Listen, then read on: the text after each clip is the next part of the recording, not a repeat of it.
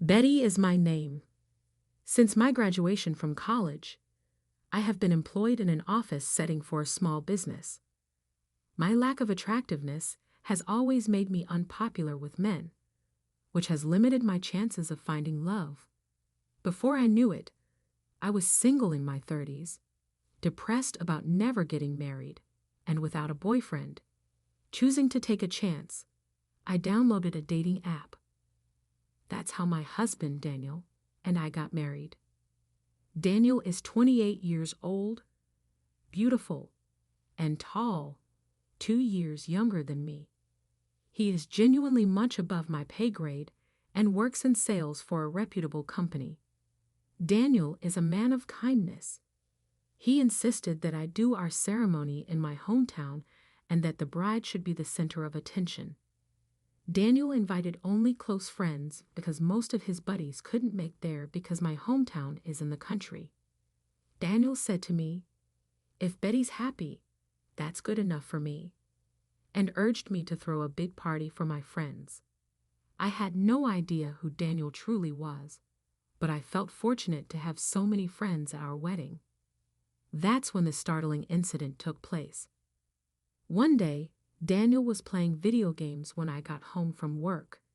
I figured he left work early and started putting dinner together.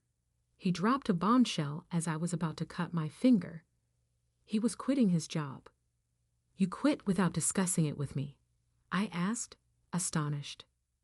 "There's nothing to discuss.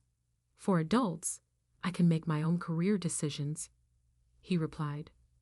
"Sure, adults can make their own decisions, but aren't you supposed to consult your spouse before making such a significant life change?" Shocked by the sudden news, I felt we needed a serious talk. Without taking his eyes off the game, Daniel answered my questions. "Why did you quit your job? Did something bad happen?" I asked. "My boss was incompetent. I think there's a better place for me out there," he said. "A better place like where?" I pressed. "I'll figure that out."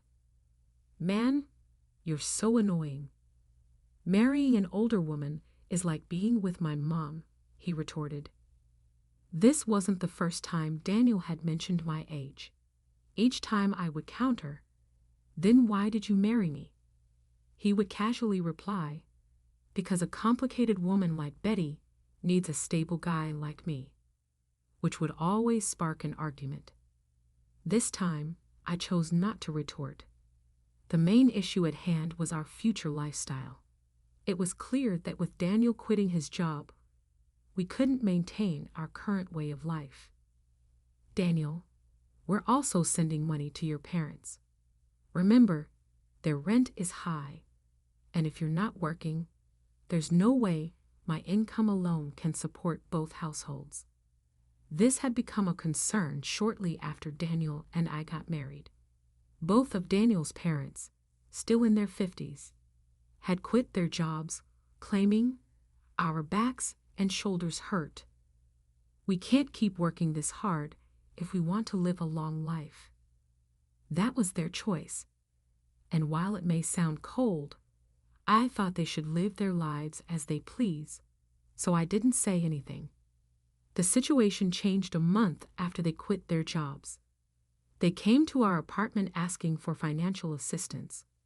"We don't have much in savings. If your parents are struggling, it'll be a problem for you too, Daniel," I said.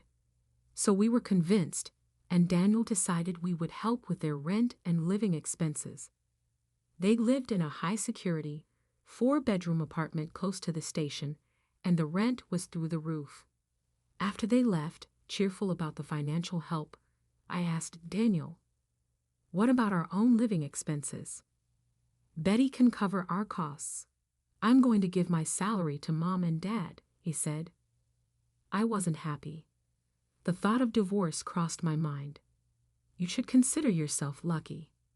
A woman over 30 marrying a younger, handsome guy like me. You're already winning, he always said, making me feel worthless. I couldn't muster the courage to leave him. If Daniel quit his job, sending money to his parents would be difficult. When I asked about this, He was too engrossed in his video game to pay any attention. Hey, what about the money for David and Catherine? I questioned him, chopping carrots vigorously. Betty will cover that. We're a couple. We're supposed to support each other until I find a suitable job.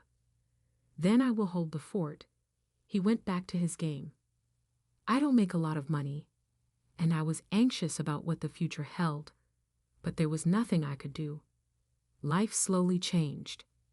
We started draining our savings to help his parents. Daniel, although jobless, did nothing around the house. When I complained, he would say, I should have never married an older woman. You're all so natty. You don't appreciate having a husband like me. As for his parents, they started complaining about the insufficient amount we were sending. So, Betty, you're this age and not making much money. Have you been slacking off? Well, since Daniel used to be the one supporting you, it's high time you step up, they admonished me. I started doing some freelance illustration work after my regular job just to bring in more money. Daniel, meanwhile, showed zero interest in looking for a job he considered suitable for himself. My love for Daniel, who spends his days playing video games at home or asking me for money to go to the casino, was running thin. When should we get a divorce? I wondered, thinking about when to divorce. Yet, the thought of spending the rest of my life all alone kept me from taking the plunge. Then one day after work, I was greeted by a stranger while I was in the supermarket. Who are you? You don't remember me, do you? We met at the wedding. I was friends with Daniel. I'm John. Taking a closer look at John's cheerful face, I couldn't help but exclaim, Oh, John, you were one of the few friends Daniel invited to our wedding. Apparently, just as I felt, John, in his suit, was filling his shopping cart with plenty of groceries. I'm sorry I didn't recognize you. My husband has spoken highly of you. Well, the thing is, I've actually cut ties with Daniel. I saw you and wondered if you're doing okay. So I thought I'd say hi. I was surprised to hear John speak of his friendship with Daniel in the past tense. I never thought he had actually severed ties. John then proceeded to explain to my astonished self that the reason Daniel held our wedding in my hometown wasn't out of kindness. The truth was, Daniel had very few friends. Apparently, Daniel spent most of his student life on slot machines and had a habit of borrowing money without paying it back. John was one of Daniel's college friends, and he was no exception.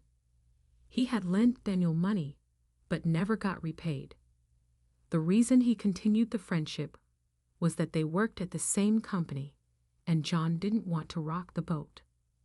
Once Daniel quit his job, he immediately reached out to John for more money. That was the last straw for John. He cut off all contact. Do you know why Daniel was forced to quit his job? Forced to quit? I heard he left because he didn't get along with his boss. That's not it. Daniel was fired because they found out he was going to casinos when he was supposed to be on sales calls. I was shocked.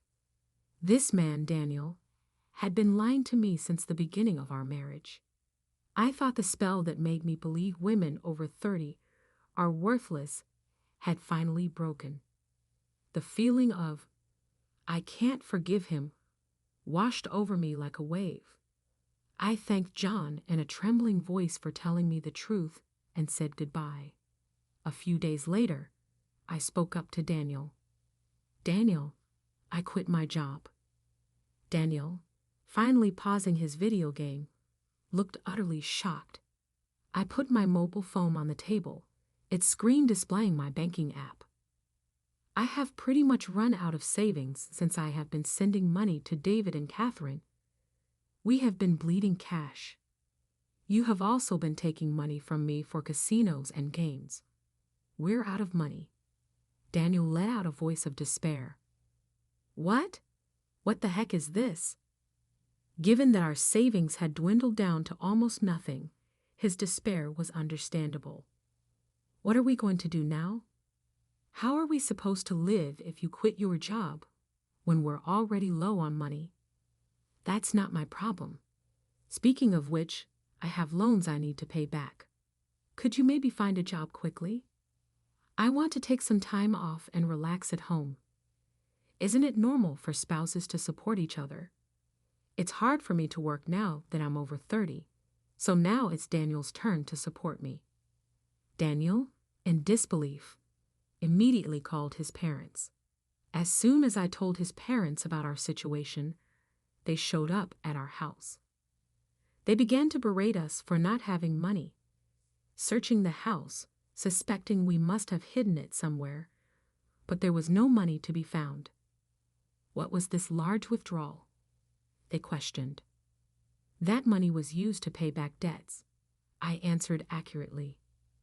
Ah, that money was used to pay back a loan Daniel had taken from a friend. My own savings weren't enough, so I had to take out another loan to repay Daniel's friend. Who did you pay back? And why would you even bother paying back a loan now, of all times? I only paid it back because I heard from John that Daniel had a lot of debt. I think it was the right thing to do. Daniel was the first to start yelling, "Let's divorce." As I calmly explained myself, even my parents-in-law agreed with Daniel. They forced me into their car and took me to the courthouse, where I had to file for divorce on the spot. "Glad I won't have to see your broke old face anymore," Daniel said before leaving. I immediately headed to a cafe where John was already waiting. "John, sorry for the trouble. I was able to file for divorce successfully." "Oh, good. I was worried. So it's a relief." Actually, Daniel was the one who told me he wanted a divorce.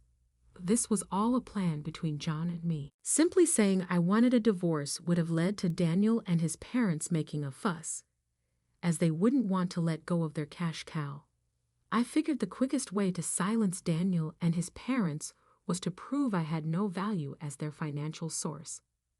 Fortunately, my side job as an illustrator had started to pay off, and I had saved quite a bit.